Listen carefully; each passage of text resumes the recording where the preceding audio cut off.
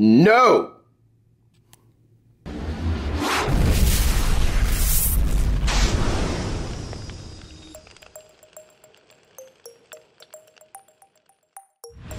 What's happening, everybody? And that wasp is still right there, and I ain't got time for you, and I don't like you, and you best not be coming over here, and I see you, look at it.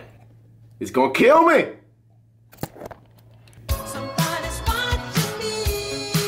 I'm about to go to the gym, so I thought I would go ahead and do this Q&A. And what I think I'm gonna do is I'm going to answer 3 questions per weekly video. 3 to 5, but the 3 that I picked this week have multiple questions inside. So let's go ahead and kick it off with number 1.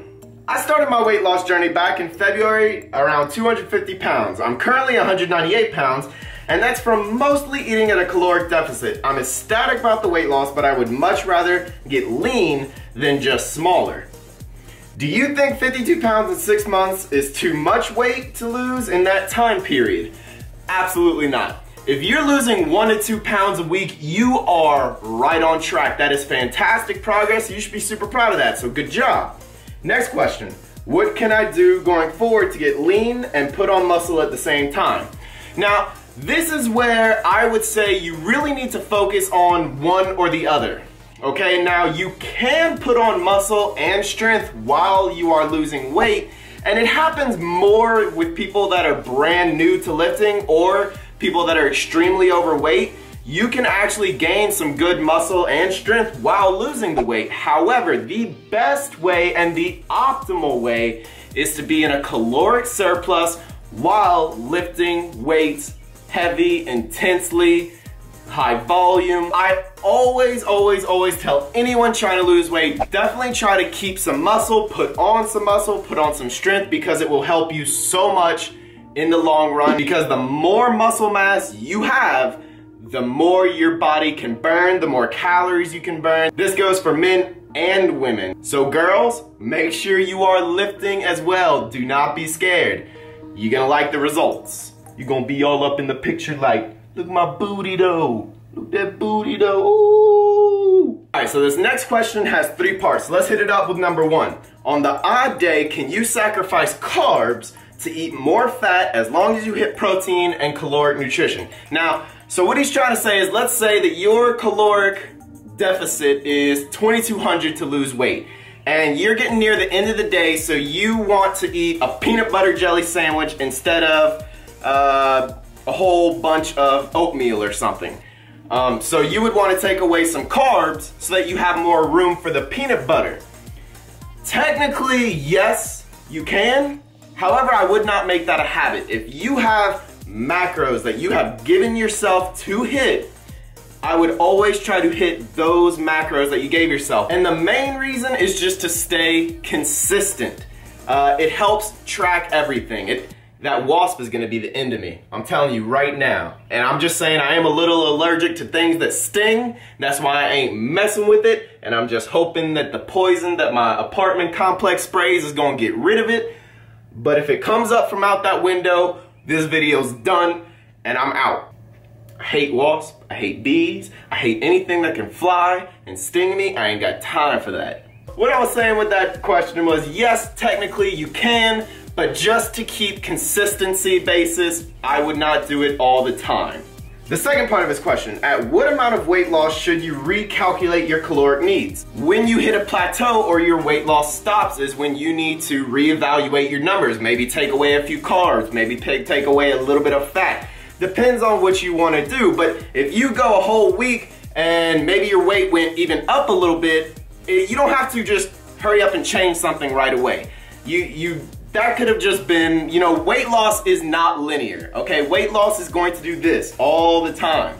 So you don't have to hurry up and change something right away, but if you go a week, 2 weeks, and nothing's happening, it's time to take away something. You don't always have to take away from food.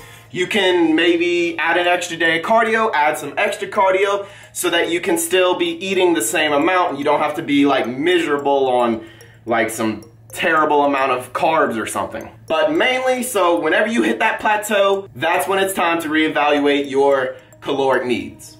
Your thoughts on artificial sweetener instead of sugar so it fits macros and stuff like coffee and so on. Oh man, we about to get controversial up in here. My take on artificial sweeteners like Splenda and all those like, I'll go grab one, be right back. Like these drinks right here. I don't know if you guys have had these before. I think they're awesome, which I still got a sip left. Let me get that. Artificially fantastic.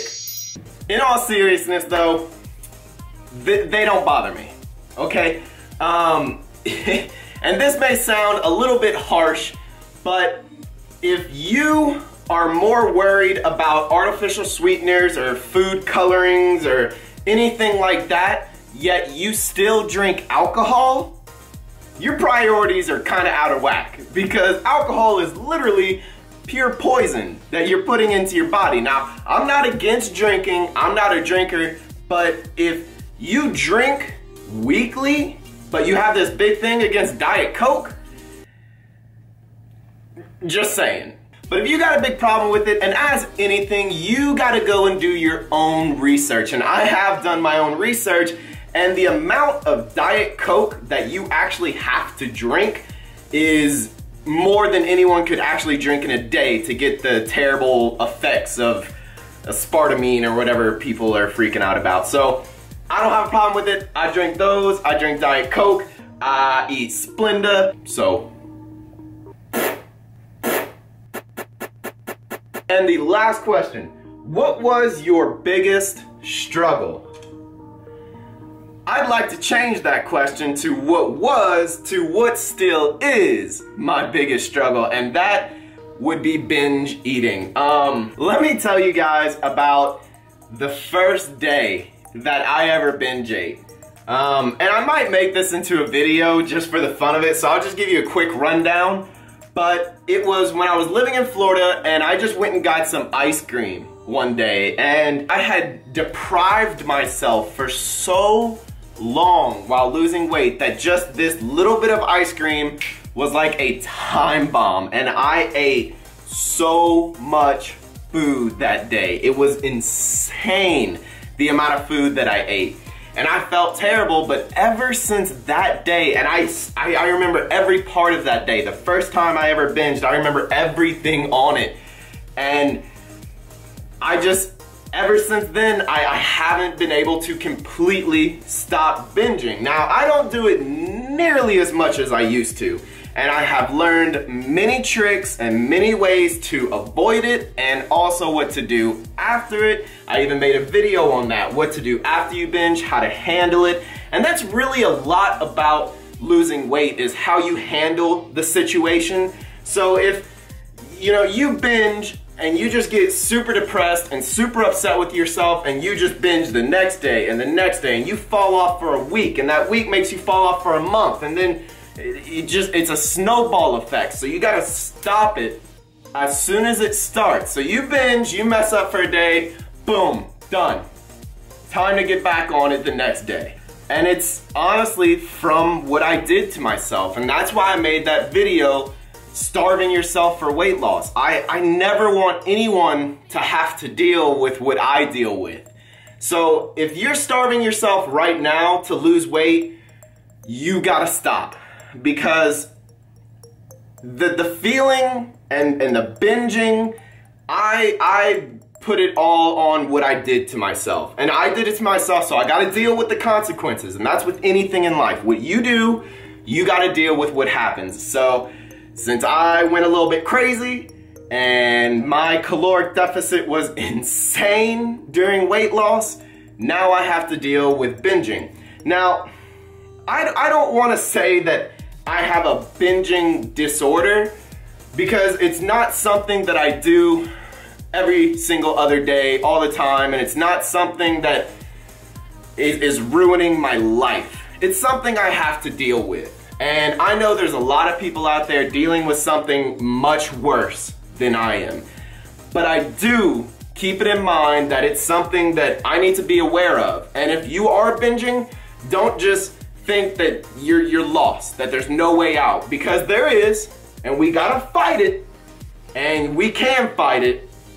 It's hard.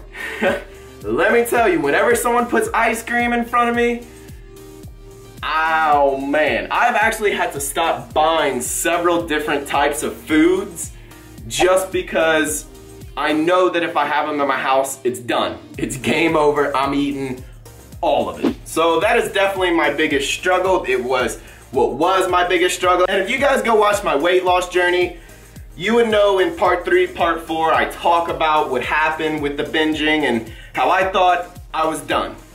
You know, and you get that feeling when you're binging. You get that feeling of, I don't know why I'm doing this. I don't know why I can't stop. I'm just gonna let it happen. And you can't. If you are binging, you cannot just let it happen. You have to fight. You have to fight daily. You have to fight hourly. Like every minute that goes by, I am fighting that urge to just go and buy all kinds of junk and just eat it all because I can. You know, I'm just gonna slip in another question that I saw on the videos. It says, how do you feel about these 10K calorie challenges? I don't see that as a challenge. And that's the bad part. You know, I've eaten well over 10,000 calories in a day on multiple days, and not because it was a challenge, but because I was binging. So I don't have a problem with the challenges at all, but I don't think that would be a good idea to put anything like that on my channel or to put myself through that purposely. Hope you guys like this first Q&A video, and if you do, please give it a thumbs up. I'm gonna keep trying to do these. Like I said, I'm gonna do like 3, maybe 5 questions per week, put it up on Sundays, leave new questions down below. If I didn't get to yours, maybe I'll get to it this time, and the ones with the most thumbs up, I'll probably be answering those. So, I'll see you guys in the next video. Peace.